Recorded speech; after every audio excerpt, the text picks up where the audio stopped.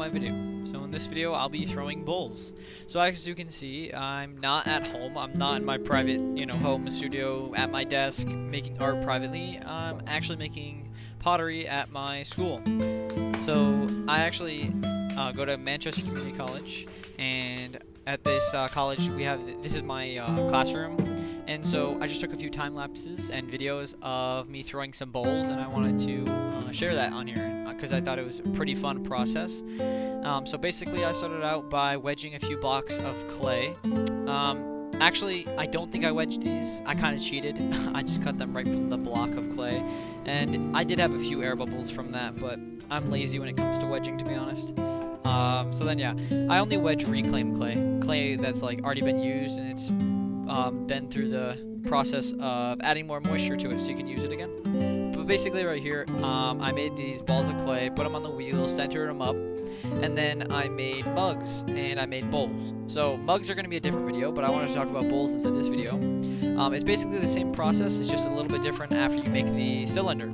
So if you've ever thrown on the wheel before, you can see here I made a cylinder, and then I pulled out the cylinder to make it wider and designed my bowl. These originally were supposed to be yarn bowls, but they were way too small for yarn bowls, and on the wheel, I don't know, my perspective of how big I'm throwing and how small I'm throwing, it gets thrown off sometimes. I've thrown, later on in the video, you'll see I threw a really, really big bowl, and I thought it wasn't that big, but then when I look at it now, it's a pretty big, decently sized bowl, but then these are too small, and I didn't realize they were small at the time. So I didn't use these for yarn bowls, actually. I actually added texture, which I didn't record me adding texture to them, but while I was trimming them, I added some texture, and I'll be glazing them, and you'll probably see them on here sometime on my YouTube channel. But these bowls, these are the 4 that I threw that day. I added a spiral because I love adding the spiral to the bottom of the bowls. But these bowls I added some texture to, and they're like some nice, everyday use cereal bowls. And of course they did shrink a little bit, but they were pretty good sized bowls still. And like I said before, this is one of the bigger bowls I threw.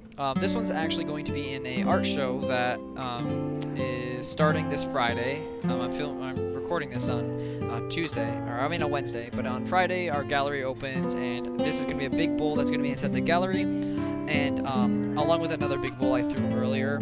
But this one I'm pretty proud of, so that's why I recorded. I'm pretty proud of this bowl, at least. So yeah, this is me trimming it. I made it a very flat bowl. My other bowls were very bellowed, or I don't know how to describe it, but very like a cereal bowl, basically, an everyday use bowl. But this one was more of a decorative bowl. Well, I guess you could use it for cereal. It'd be a pretty big bowl of cereal, but yeah, I added some texture, played around with the bowl. I used the back of my fingernail to try to kind of polish the bowl, which it did work. It smoothed out the clay quite significantly. And as you can see here, I'm trimming the inside of the bowl to add a lot of texture. I don't have a chattering tool, but I did carve and use a trimming tool to carve out the inside of the bowl and add some texture. And these were the bowls I had that matched pretty nicely. I used the same glaze on them. Unfortunately, the glazes at Manchester are a little bit scarce in the way that most of them are out. Like, there's not many great glazes. Most of them are run out or contaminated. And so I used the ones that I knew were going to look good on this bowl, and I knew that would come through and, make the bowl look good. And I don't think the texture came through great on the bowl, but I do think that the glaze definitely had some good variation, and I did like it. And these are a few of the other bowls I made.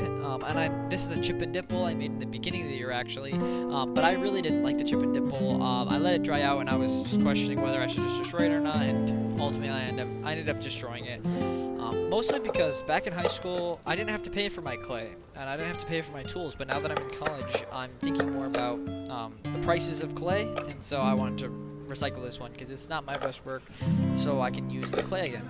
So I hope you enjoyed the video, and I hope you like and subscribe, and I will see you in the next one.